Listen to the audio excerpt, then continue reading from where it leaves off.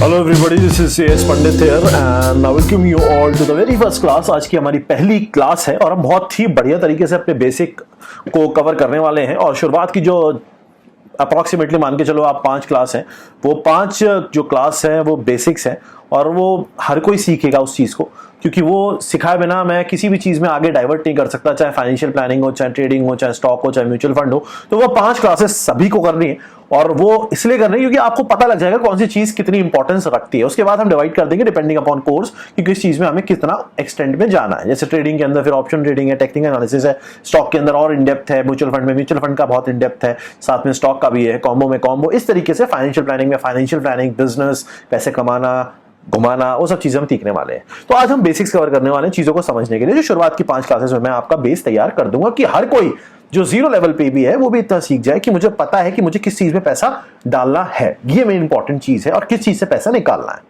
समझ में आ रहा होगा। अगर हम एक नॉर्मल इंडियन की बात करते हैं, एक नॉर्मल इंसान की बात करते हैं, तो उसके पास जो ऑप्शंस होते हैं इन्वेस्ट करने के आज के टाइम पे, वो है FD। या तो वो FD में इन्वेस्ट कर सकता है या म्यूचुअल फंड में इन्वेस्ट कर सकता है, अदरवाइज स्टॉक या फिर क्रिप्टो। क्रिप्टो जो है रिस्की होता है क्योंकि क्रिप्टो करेंसी का कोई बेस नहीं है, तो वो कभी भी कभी भी जा सकती है। बट स्टिल अगर मैं आपसे बोलूं तो इन्वेस्टमेंट का ऑप्शन है। थोड़ा बहुत पैसा जिसके पास एक्स्ट्रा है वो डाल सकता है। अगर वो खो भी जाए, पैसा चला भी जाए, उसको दुख ना हो, तो उतना पैसा वो यहाँ पे डाल सकता है। बात करते हैं FD की, जो जनरली हमारे पेरेंट्स या पुराने जमाने के लोग इन्वेस्ट करना पसंद करते थे। अब FD का भाई क्या चक्कर है, FD का जो इंटरेस्ट है वो आज के टाइम पे 5 है, उस टाइम पे 7-8 तक दे देती थी FD। अब 5% यार, 5% पे FD बात करती है। 5% मतलब समझते कुछ भी नहीं है 5%, और धीरे धीरे कम होता चला जा रहा है। इन्फ्लेशन इससे ऊपर हो जाएगा एक टाइम पे। तो बात यह है कि FD की हम बात करेंगे नहीं, क्योंकि FD हमारे लिए इन्वेस्टमेंट नहीं है, FD हमारे लिए बेवकूफी है। हमारे लिए जो इन्वेस्टमेंट है वो है म्यूचुअल फंड और वो है स्टॉक। ये हमारे लिए 2 इंपॉर्टेंट इन्वेस्टमेंट्स हैं। ट्रेडिंग में जो क्रिप्टो है उसको मैं कवर कराऊंगा, जो ट्रेडिंग वाला कोर्स है उसमें मैं क्रिप्टो को भी कवर कराऊंगा साथ में स्टॉक ट्रेडिंग के साथ में। तो क्रिप्टो को भी मैं उसमें बेस बता दूंगा आपको। अब हम सबसे पहले ये समझेंगे कि एक्चुअल में ये स्टॉक मार्केट, ये जो मार्केट होता है, कि भाई ये होता क्यों है, ये एग्जिस्ट क्यों करता है। मान लो फॉर एग्जाम्पल एक इंसान है, इस इंसान का नाम है रवि। ये रवि है।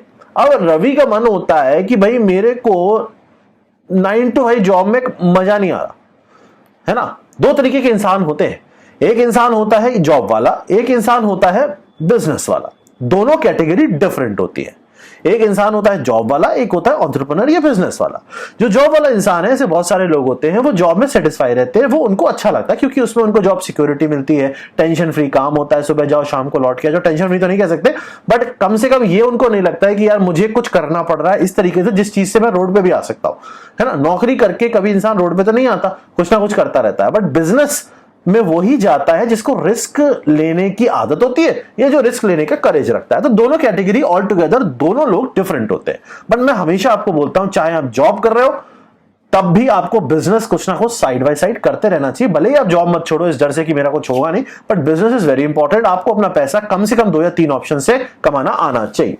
तो उसमें एक आपका ये इन्वेस्टमेंट हो जाता है, एक बिजनेस हो जाता है, फिर आप जॉब कर रहे हो तो इट्स फाइन, जॉब आप चलाते रहो, कोई दिक्कत नहीं। बहुत सारे मेरे ऐसे दोस्त हैं जो जॉब करते हैं लेकिन साथ में कुछ ना कुछ बिजनेस भी करते हैं। तो वो भी चीजें मैं आपको सिखाऊंगा कब क्या कैसे करना है, खासतौर से फाइनेंशियल प्लानिंग और कॉम्बो वाले कोर्स के अंदर, ठीक है।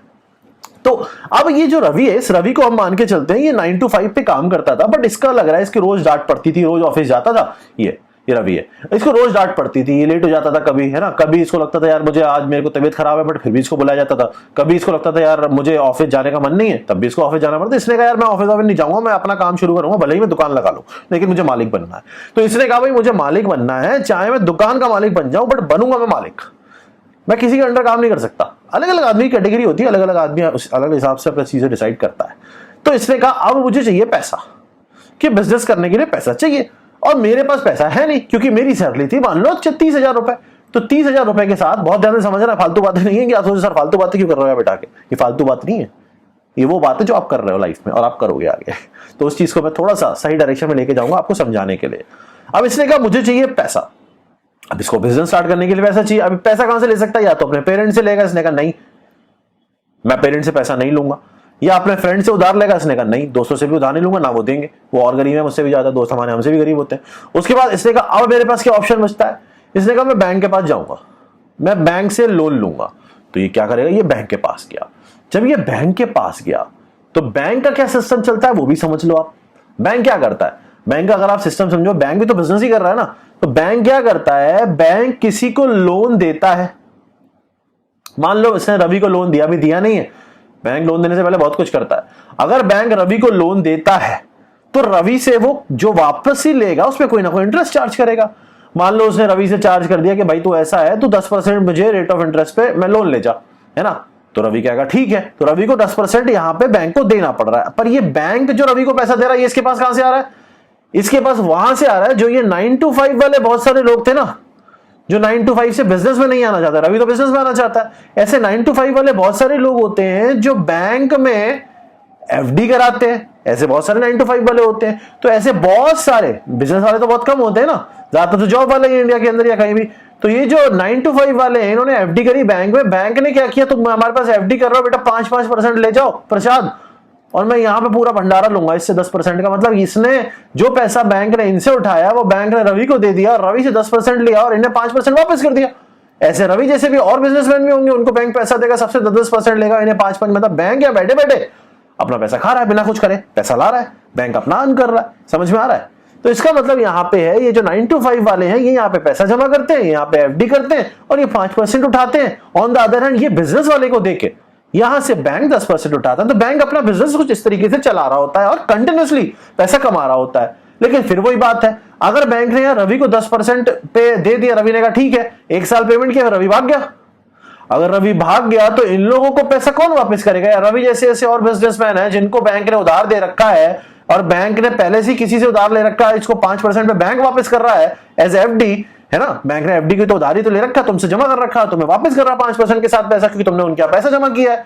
तो रवि अगर भाग गया या रवि जैसे है और लोग भाग गए तो इन लोगों का पैसा बैंक कैसे वापस देगा। ये आ गया, इसने कहा मेरा पैसा वापस करो, तो बैंक कहां से देगा। तो बैंक ऐसे केस में क्या हो जाएगा, डिफॉल्टर बन जाएगा भाई, है ना। तो बैंक को भी फिर क्या करना पड़ता है, बैंक को फिर रवि का बैकग्राउंड चेक करना पड़ेगा कि बेटा रवि ऐसा है, सैलरी स्लिप दिखाओ, रवि ऐसा है, अपने टैक्स दिखाओ जो तुमने पे किए हैं। इस तरीके से रवि को बोलेगा, क्योंकि बैंक को डिफॉल्ट में थोड़ी जाना। समझ में आ गया है। अब समझ में आ गया ना, रवि लोन लेने गया था बैंक से और बैंक ने उसे वापस करना था कुछ पैसा। तो बैंक ने जो वापस करना था, जो रेट निकालना था, वो तब, समझ में आ रहा है मैं क्या कहना चाह रहा हूं। तो बैंक जो उससे ले रहा 10% रवि से, उसी में से कुछ निकाल के वापस दे रहा 5%। तो वो बैंक की कमाई हो रही थी। अब बैंक का बिजनेस तो ऐसे चलता है, ये तो बैंक का बिजनेस हो गया। लेकिन अगर मान लो बैंक को लोन देना है तो बैंक को बैकग्राउंड चेक करना पड़ेगा सारा, तभी तो बैंक देगा। और बैंक कोशिश ये करता है, बैंक का हमेशा मन ये रहता है कि जो बिजनेसमैन है उनको बिजनेस लोन मैं खूब दूं। बैंक का 2 चीजों में बहुत इंटरेस्ट रहता है, एक होता है हाउसिंग लोन और एक होता है बिजनेस लोन। ये सबसे सेफ लोन होता है क्योंकि इसमें हाउसिंग प्रॉपर्टी के पेपर बैंक के पास होते हैं, तो बैंक जब्त कर लेता है। बिजनेस लोन में क्या होता है, बिजनेस लोन में बैंक को ये लगता है कि बिजनेस चल जाएंगे, तो ऑब्वियस सी बात है बिजनेस अगर बढ़ता रहेगा तो मेरे को जो पैसा है वो बिजनेसमैन देता रहेगा। बट कुछ बिजनेसमैन ऐसे भी होते हैं तो यो करके निकल जाते हैं, तो उस चक्कर में बैंक डिफॉल्ट में आ जाता है। अब मान लो रवि से बैकग्राउंड चेक किया बैंक ने और रवि का जो बैकग्राउंड है वो उस लेवल का नहीं निकला। हम किस क्वेश्चन पे बात कर रहे हैं, हम बात कर रहे हैं कि स्टॉक मार्केट या कोई भी मार्केट जो आप देखते हो वो एग्जिस्ट करता क्यों है। ये फालतू नहीं है, बात को समझना। अब रवि जब गया बैंक पे लोन लेने, तो बैंक जब लोन देता तो इंटरेस्ट लेता, लेकिन रवि का बैकग्राउंड चेक किया तो पता लगा रवि के पास सैलरी स्लिप जो है वो 30,000 रुपए की है। बेचारा टैक्स ही नहीं भरता, तो बैंक लोन कहां से दे देगा जितना वो मांग रहा है। तो बैंक ने कहा भाई तुम्हें लोन नहीं मिलेगा। अब रवि बेचारा क्या करे। अब ऐसे केस में जब किसी इंसान को, जब किसी कंपनी को, जब किसी इंस्टीट्यूशन को अगर बैंक लोन नहीं दे रहा, बहुत ध्यान से समझना, कोई कंपनी है, उस कंपनी की कोई पर्टिकुलर इवैल्यूएशन है, कुछ वैल्यूएशन है उसकी, उसमें कुछ किसी पर्टिकुलर वैल्यू करती है वो कंपनी, उसकी कोई वैल्यू है। वो कंपनी अगर बैंक से लोन लेना चाहती है लेकिन वो कंपनी लॉसेस में चल रही है, उस कंपनी में ऑलरेडी लॉस चल रहे हैं, बहुत सारी कंपनी लॉसेस दिखाती भी हैं बल्कि लॉस में नहीं होती है, तो व्हाटएवर द केसेस, अगर कंपनी लॉस में चल रही है तो इस कंपनी को बैंक लोन क्यों देगा, क्योंकि बैंक का बिजनेस तो चलता ही इंटरेस्ट पे है। जब कंपनी खुद ही लॉस में तो बैंक क्यों लोन देगा, नहीं देगा ना, वरना भाग जाएगी कंपनी, उसको क्या पता। तो ऐसे केस में ये जो कंपनी वाले होते हैं, मान लो इस रवि ने, बैंक ने इसको लोन देने से मना कर दिया है, इसने उधार लेके कोई कंपनी खोल ली। मान लो इसने कहा मैंने ले लिया उधार, मैंने अपना खेत बेच दिया और ये कंपनी खोल ली, और फिर इसने कहा फिर मैं बैंक से लोन लूंगा, फिर बैंक वालों ने मना कर दिया, बेटा तुम्हारी कंपनी, मैं तुम्हें पहले मना कर चुके हैं, तुम्हारी कंपनी को क्यों देंगे। तो बैंक ने फिर मना कर दिया, तो अब बेचारा ये कंपनी लेके कहां जाएगा। और इसको ऐसा लगता है कि अगर मुझे थोड़े पैसे मिल जाए, एक्स अमाउंट, अगर मुझे ये एक्स अमाउंट मिल गया तो मैं कंपनी को भाई साहब एकदम टॉप 20 कंपनी बना दूंगा, ऐसा इस रवि को और इसकी टीम को लगता है और ये बहुत कॉन्फिडेंट है। तो अब ये क्या करेगा, इसको सिर्फ इस चीज की कमी पड़ रही है, वो है पैसा। कंपनी ये खोल चुका है, पैसा चाहिए इसको अब और, तो ये कंपनी ग्रो करेगा। तो अब ये क्या करे, अब इसके पास सिर्फ एक ही ऑप्शन बचता है। जब रवि को बैंक ने पैसा देने से मना कर दिया तो अब रवि उसके पास जाएगा जिससे बैंक पैसा ले रहा था। कौन ले रहा था, बैंक। किससे, लोगों से। तो अब रवि सीधा लोगों के पास जाएगा अपनी कंपनी लेके। मतलब रवि जब बैंक को इंप्रेस नहीं कर पाया तो अब रवि कहेगा मैं लोगों को इंप्रेस करूंगा और इन लोगों से पैसा लूंगा। लोग पागल तो है नहीं जो बेमतलब में उधार दे देंगे, वो भी ऐसे इंसान को जिसकी कंपनी डूब रही है। बहुत ध्यान से समझना, मैं छोटी छोटी चीजों को आपको समझाऊंगा और मैं जानता हूं आप जब ये कोर्स खत्म होगा तब तक आप बहुत सारी चीजें सीख चुके होंगे और बहुत ही मतलब मैं 100% कॉन्फिडेंस के साथ कह सकता हूं कि मैंने जो सीखा है वो सारी चीजें आपको एकदम बढ़िया तरीके से दिमाग में बिठाने की कोशिश करूंगा पूरा। सिर्फ आपको ध्यान से सुनते जाना है चीजों को और दिमाग भटकाना नहीं है। रवि जब लोगों के पास जाएगा तो लोग तो रवि को पैसा ऐसा देंगे नहीं, क्यों, क्योंकि लोग तो जानते नहीं उसकी कंपनी के बारे में। तो अब रवि क्या करेगा, लोगों से पैसा लेने के लिए अपनी कंपनी की मार्केटिंग करेगा, हाइप बनाएगा, भाई साहब ये करने वाला हूं, मेरी कंपनी ऐसी है।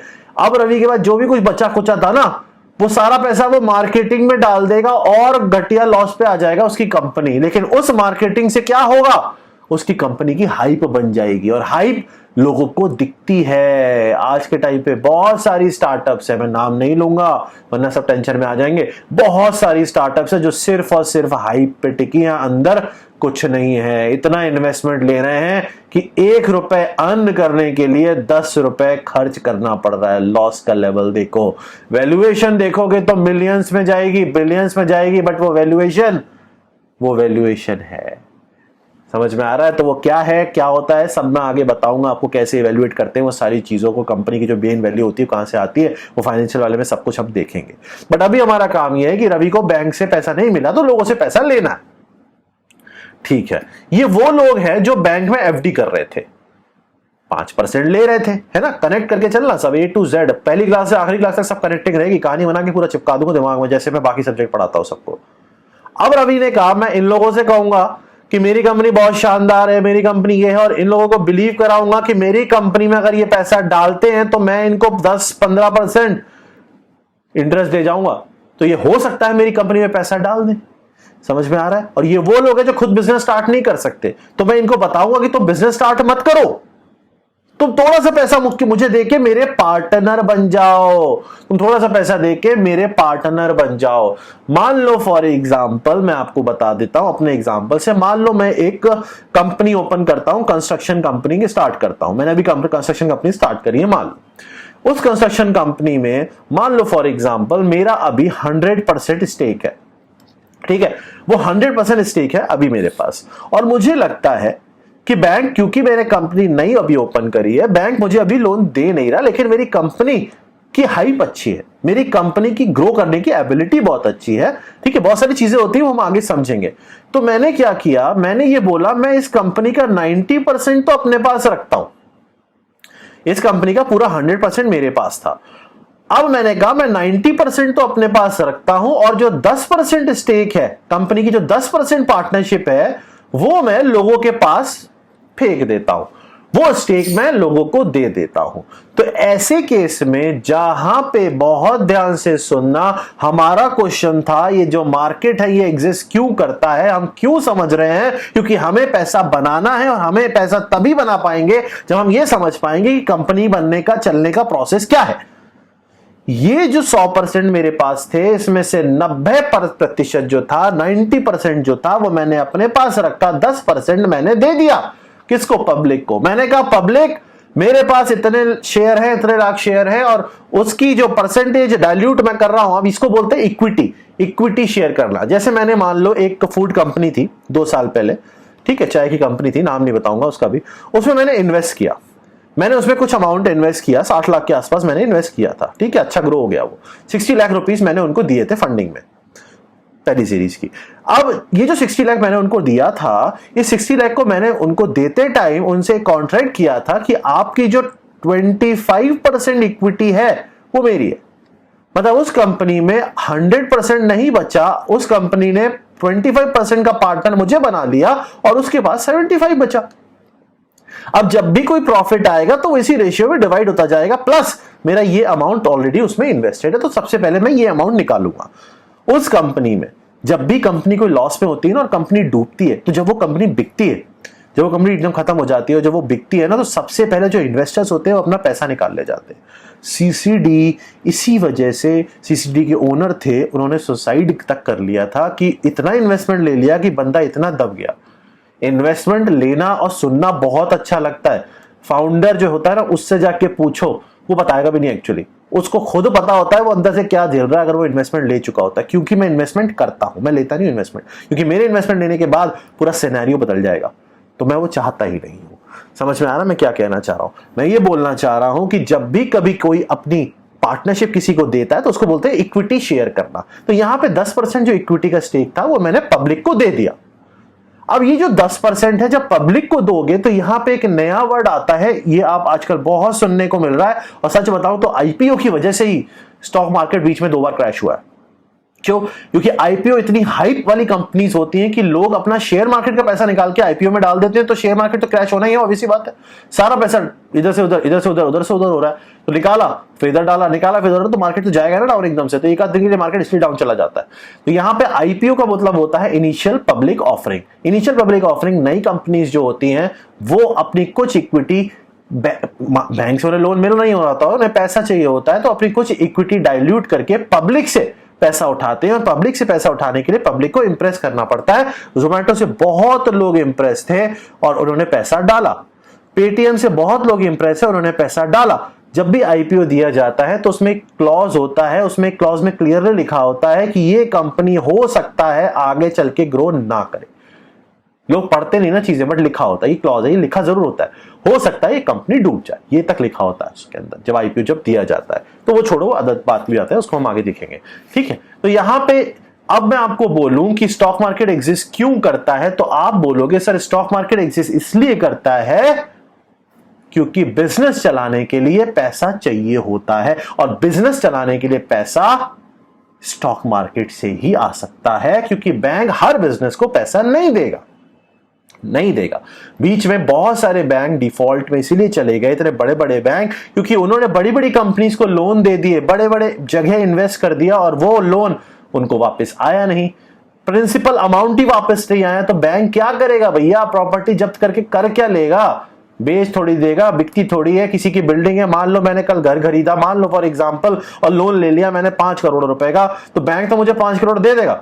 मैं भाग गया 2 साल के अंदर, तो बैंक मेरा घर बेच पाएगा क्या? जरूरी थोड़ी है बिक जाए, तो बेचारा वो तो डिफॉल्ट में चला गया ना, बेचारा वो तो बंद हो गया ना।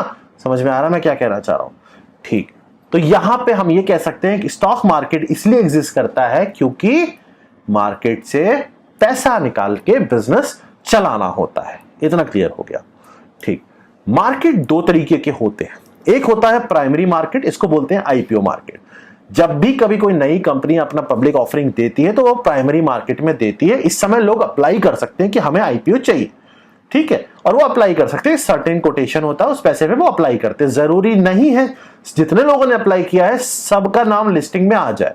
कभी कभी क्या होता है, शेयर मान लो 5 हैं, अप्लाई करने वाले 20 हैं, तो 20 के 20 को 5 थोड़ी मिल जाएंगे, मिलेंगे तो 5 को ही, तो जो 15 है उनकी एप्लीकेशन रिजेक्ट हो जाएगी, वो लिस्टिंग में नहीं आएगी। लिस्टिंग में आने का मतलब होता है वो तो प्राइमरी मार्केट आईपीओ मार्केट होता है, यहाँ आईपीओ लॉन्च होता है, लोग खरीदते हैं, कुछ लोगों का नाम लिस्टिंग में आता है, कुछ का नहीं, और ये एक टाइम लिमिट के अंदर करना होता है, इसका एक सर्टेन टाइम पीरियड होता है, उसी में आप परचेज कर सकते हो, अदरवाइज लिस्टिंग हो जाती है। और जब आप लिस्टिंग हो जाती है उसके बाद अपना आईपीओ बेच भी सकते हो, और जिनको नहीं मिला है उस समय वो बाद में खरीद भी सकते हैं, बट प्राइस का डिफरेंस आ जाता है। इसलिए लोग चाहते हैं कि इनिशियल जब आईपीओ प्राइमरी मार्केट में जाए तभी आप उसको ले लो। समझ में आ गया? सेकेंडरी मार्केट वो मार्केट होता है जिसमें ट्रेडिंग होती है, जिसमें बिजनेस दिखता है। जब आप ओपन करोगे स्टॉक एक्सचेंज की वेबसाइट तो वहां पे जितने भी स्टॉक्स दिखेंगे वो सब सेकेंडरी मार्केट में आपको दिख रहे होते हैं, जो बेसिकली ट्रेडिंग मार्केट होता है, जहां आप देखते हो, खरीदते हो, बेचते हो, वो सब यहां पे होता है सेकेंडरी मार्केट में। तो ये तो प्राइमरी मार्केट है जहां सिर्फ आईपीओ आएगा, एक सर्टेन टाइम के लिए आएगा, आप उसको खरीदोगे, फिर उसके बाद लिस्टिंग हो जाएगी, बेच भी सकते हो आप उसको लिस्टिंग के बाद, ठीक। सेकेंडरी मार्केट के मतलब क्या होता है, जैसे बड़ी बड़ी कंपनी रिलायंस हो गया, ये सारी कंपनी सेकेंडरी मार्केट में काम कर रही है, ऑलरेडी चढ़ चुकी है मार्केट के अंदर, इतना आपको समझ में आ चुका है। तो बेसिक पर्पस क्या होता है मार्केट का? पैसा उठा के बिजनेस को देना, नए बिजनेस को देना, क्योंकि बिजनेस तभी चलेंगे जब उनको पैसा मिलेगा। हर कोई अपनी जेब से, अपने घर से पैसा लेके बिजनेस नहीं चला सकता। बड़ी बड़ी कंपनी, इवन पेटीएम ने इतना बड़ा आईपीओ लॉन्च करके आईपीओ उठाया, पैसा उठाया, क्योंकि उनको भी पैसा चाहिए और उनको इन्वेस्टर्स नहीं दे रहे पैसा या उनसे ज्यादा इक्विटी मांग रहे हैं, तो उनको लगता है कि हम इतनी इक्विटी डाइल्यूट करके पैसा उठा सकते हैं मार्केट से। ठीक है, अब बात करते हैं नेक्स्ट चीज की, जो है market cycle. No, what is market cycle? Market cycle समझने के लिए बेसिक में आपको पूरी चीज समझाना चाह रहा हूं। सबसे पहले आपको समझना है 3 तरीके के अकाउंट होते हैं जब आपको ओपन कराने होते हैं। एक होता है बैंक अकाउंट, जो हर किसी का ओपन हो जाता है। एक होता है ट्रेडिंग अकाउंट, एक होता है डीमैट अकाउंट। समझना, बैंक अकाउंट जो होता है वो तो सिंपल अकाउंट होता है, आपको पता है। और इस बैंक अकाउंट में आप क्या जमा करते हो? पैसे। जैसे बैंक अकाउंट में पैसे जमा होते हैं, वैसे ही डीमैट अकाउंट में स्टॉक या शेयर्स जमा होते हैं। जो भी शेयर्स या स्टॉक्स आप परचेज करते हो वो डीमैट अकाउंट में जमा होते हैं। स्टॉक और शेयर कहां से परचेज किए जाते हैं? अलग अलग जगह हैं। बॉम्बे स्टॉक है, नेशनल स्टॉक है, या फिर कमोडिटी के लिए, या फिर करेंसी के लिए। तो ये अलग अलग जगह से अलग अलग चीजें ट्रेड की जाती हैं। और ये ट्रेड आप डायरेक्टली नहीं कर सकते, आप एक ब्रोकर के थ्रू और ट्रेडिंग अकाउंट का यूज करके ही ट्रेड कर सकते हो। जब आप ट्रेडिंग अकाउंट ओपन करते हो तो आपको एक ब्रोकर की रिक्वायरमेंट होती ही होती है, वो 100% श्योरिटी है। बिना ब्रोकर के आप ट्रेडिंग अकाउंट ओपन नहीं कर सकते। ब्रोकर भी 2 तरीके के होते हैं, अभी समझाता हूं। बैंक अकाउंट में पैसा जाता है, उसके बाद ट्रेडिंग अकाउंट ओपन होता है, कुछ फीस लगती है उसकी। ट्रेडिंग अकाउंट ओपन होने के बाद इस पैसे का यूज आप इस शेयर को खरीद के इस डीमैट में जमा करने के लिए कर सकते हो। समझ में आया? बैंक अकाउंट में पैसा है, इस पैसे से शेयर यहां से खरीदना है और उसको यहां जमा करना है, उसके लिए ट्रेडिंग अकाउंट लगता है। और ये ट्रेडिंग अकाउंट को हैंडल करने के लिए आपको एक ब्रोकर चाहिए होता है।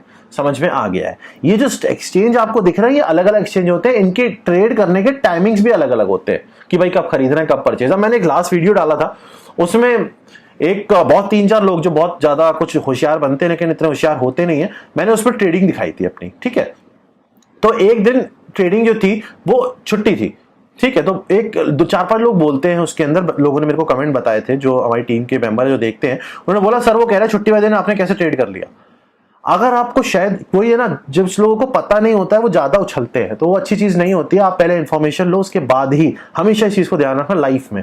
सबसे पहले पढ़ो, चीजों को सीखो, समझो, अप्लाई करो, उसके बाद उस चीज के लिए किसी को ज्ञान दो। मैं सिंपल बोलता हूं, ज्ञान तभी देना चाहिए जब ज्ञान हो, अदरवाइज नहीं बोलना चाहिए।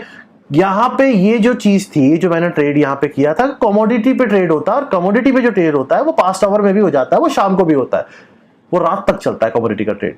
तो ये इनके टाइमिंग अलग अलग होते हैं, 3:30 बजे तक होते हैं, वो समझाऊंगा मैं सारी चीजें। बट कमोडिटी का ट्रेड आगे लंबा तक चल जाता है, उसके लिए भी ट्रेडिंग चलती है। वो सब हम बाद की बात करेंगे, जब हम ट्रेडिंग सीखेंगे वहां मैं आपको कमोडिटी का भी समझा दूंगा। तो ये 3 अकाउंट होते हैं। इन 3 अकाउंट का प्रोसेस आपको समझ में आ गया है। बैंक अकाउंट में पैसा डालना है, उस पैसे का यूज करने के लिए ट्रेडिंग अकाउंट चाहिए। डीमैट अकाउंट में शेयर जमा होंगे, जैसे बैंक में पैसा जमा होता है, शेयर यहां से उठाया जाएगा, स्टॉक यहां से उठाया जाएगा, उठाने के लिए ब्रोकर लगता है। समझ में आ गया? ब्रोकर 2 तरीके के होते हैं। 2 तरीके के ब्रोकर होते हैं, एक होते हैं फुल सर्विस ब्रोकर, एक होते हैं discount brokers. Full service broker का मतलब होता है ये आपके पर्सनल रिलेशनशिप मैनेजर होंगे। एक बंदा होगा, वो कंपनी की तरफ से अपॉइंटेड होगा और वो आपकी तरफ से सारा स्टॉक ब्रोकिंग जो प्रोसेस है वो करेगा, हर चीज आपको समझाएगा, वो सब कुछ वो करेगा। आपको बस बोलना है कि मैंने 10-20 लाख रुपए डाल दिए, आपको करना है, वो करेगा अपने हिसाब से, उसको सब पता होगा। वो चार्जेस आपसे ज्यादा लेगा क्योंकि वो आपको पर्सनल रिलेशनशिप मैनेजर मिला, आपको ऑब्वियस सी बात है, वो आपसे ज्यादा चार्जेस लेगा। ट्रेड मार्जिन उसके पास ज्यादा होगा। ट्रेड मार्जिन का मतलब क्या होता है?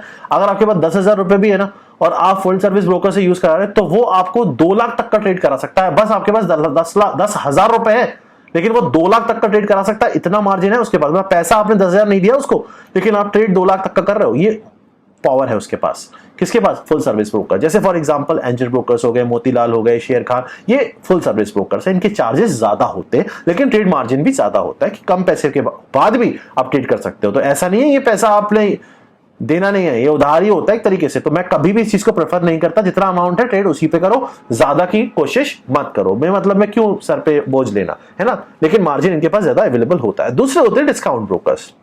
बिना ब्रोकर के कुछ नहीं कर सकते, आपको ब्रोकर चाहिए। इन दोनों में से एक। ज्यादा पैसे आ जाए, बड़े बन जाओ, तो फिर आप फुल सर्विस ब्रोकर रख लेना। जैसे मैं हूं, मेरे पास फुल सर्विस ब्रोकर्स हैं, वो डील करते, जैसे मैं हूं तो मेरे कुछ फुल सर्विस ब्रोकर्स भी डील करते हैं पोर्टफोलियोज, और कुछ मैं खुद करता हूं। तो मेरे पास हैं कुछ पोर्टफोलियोज जो मेरे फुल सर्विस ब्रोकर्स डील करते हैं। तो जब आप ग्रो कर जाओ, चीजें सीख जाओ, तो आप इस चीज को भी कर सकते हो। समझ में आ गया। दूसरे होते हैं डिस्काउंट ब्रोकर्स। डिस्काउंट ब्रोकर्स मतलब यहाँ पे आपको सब कुछ खुद ही करना है। जैसे ज़ीरोधा हो गया, अपस्टॉक्स हो गया, ये जो है 5 पैसा हो गया, 5 पैसा, ये सारी चीजें जो छोटे छोटे ऐप आपको मिलते हैं, ये सारे के सारे डिस्काउंट ब्रोकर्स हैं। इनका ब्रोकरेज बहुत कम होता है, बहुत कम पैसा आपसे लेते हैं और ये सब कुछ कर देते हैं। मार्जिन बहुत कम होता है इसके कंपैरेटिवली, तो मार्जिन में वैसे भी आपको काम नहीं करना, मैं कभी सजेस्ट नहीं करूंगा। जब भी आपको अकाउंट ओपन कराना होता है, दोनों में अकाउंट ओपन हो सकते हैं। इसके लिए आपको ऑब्वियसली इनका एक पूरा का पूरा बंदा चाहिए होगा, बट अभी जिस कैटेगरी में आपको फुल सर्विस ब्रोकर की रिक्वायरमेंट नहीं है, आप डिस्काउंट ब्रोकर से काम चला सकते हो। और एक चीज का ध्यान रखना है, क्लासेस जब चल रही है, एटलीस्ट आपको 15 से 20 दिन चीजों को सीखने में लगाना है। अभी इन्वेस्ट नहीं करना है, जब तक मैं नहीं बोलूं किसी चीज में कुछ पैसा नहीं डालना है। जब मैं आपको समझा दूंगा तभी करना उस चीज को। अभी आपको समझना है, अभी आपको पेपर पे समझना है कि ऐसे ऐसे ऐसे ऐसे चीजें होती हैं। आफ्टर दैट आपको करना है। प्रोसीडिंग्स आप कर सकते हो, अकाउंट बनवा सकते हो, किसी पे भी बनवा लेना।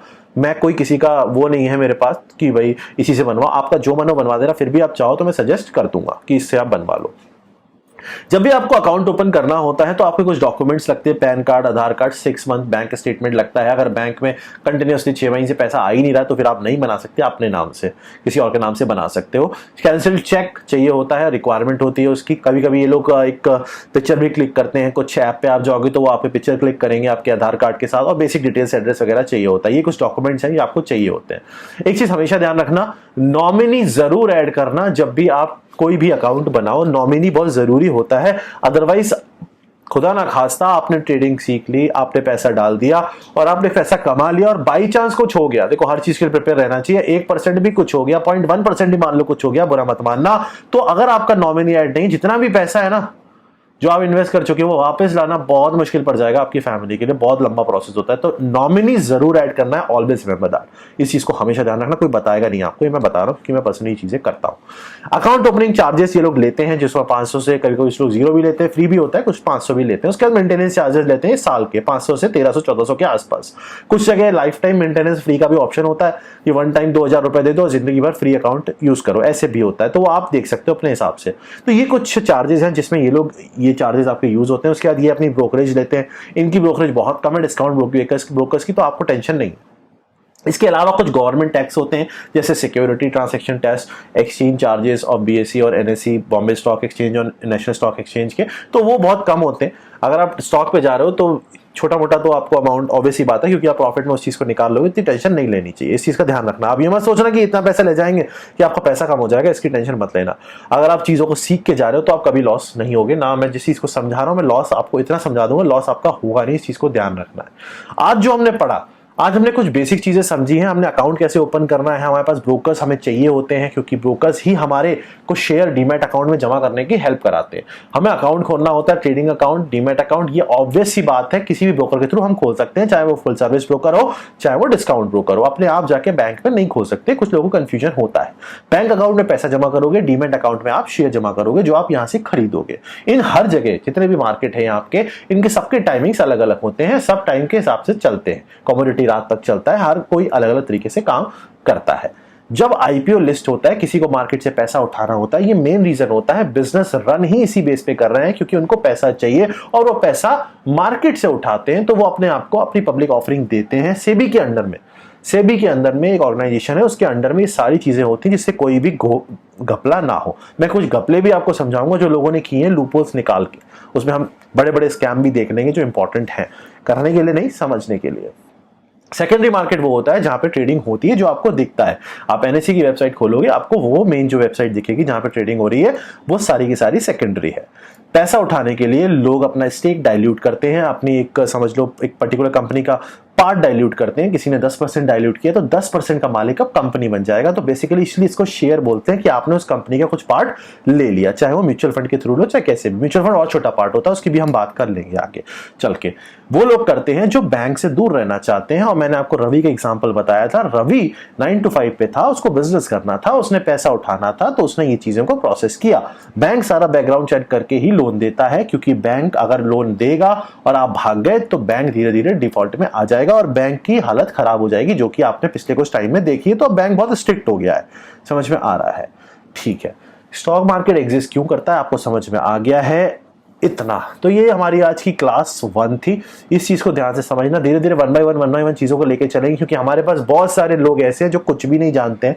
मैक्सिमम लोग एक्चुअली ऐसे हैं, 80-90% लोग ऐसे हैं जिनको कुछ भी नहीं पता है, तो उनको कुछ भी से सब कुछ तक पहुंचाना मेरी जिम्मेदारी है। इसलिए आप बहुत ध्यान से चीजों को समझते जाना। मैंने हमेशा बोला है, मुझे जितना कुछ आता है सब सिखा दूंगा। मैं धीरे धीरे बहुत सारे मल्टीपल बिजनेस में इन्वेस्ट करता रहता हूं, आपको भी सिखा दूंगा कि आप जो भी पैसा बनाओ कभी रखो मत, उस पैसे को हमेशा इन्वेस्ट करो। मैं हमेशा से ऐसे ही कर रहा हूं। मैं शुरुआत में करता था, एक दुकान खरीद लेता छोटी सी, उससे पैसा जो भी पैसा जमा किया, मान लो पहले तो सस्ती मिल जाती थी, 10-12 लाख की जमा की, एक दुकान खरीदी, उससे रेंट जो आया घुमा के उसको इन्वेस्ट किया। बहुत सारी चीजें मैं आपको समझा दूंगा। मैं नहीं चलाता दुकान, रेंट पे दे देता था। तो मैं आपको बहुत सारी चीजें बीच में बताता रहूंगा। इन्वेस्टमेंट बहुत सारी जगह हो सकता है, एफडी को दूर रखेंगे, एफडी अपने काम की नहीं है। तो मिलते हैं नेक्स्ट क्लास के अंदर। 5 क्लासेस हर कोर्स में कॉमन रहेगी, फिर हम डिवाइड कर देंगे, क्योंकि हर किसी का बेस प्रिपेयर हो चुका होगा हर चीज के लिए। खुश रहो, मस्त रहो, ऐश करो, मेहनत करते रहो, दिमाग लगाते रहो, पैसा बनाते रहो, 1-2 का करोड़ करते रहो। Thank you.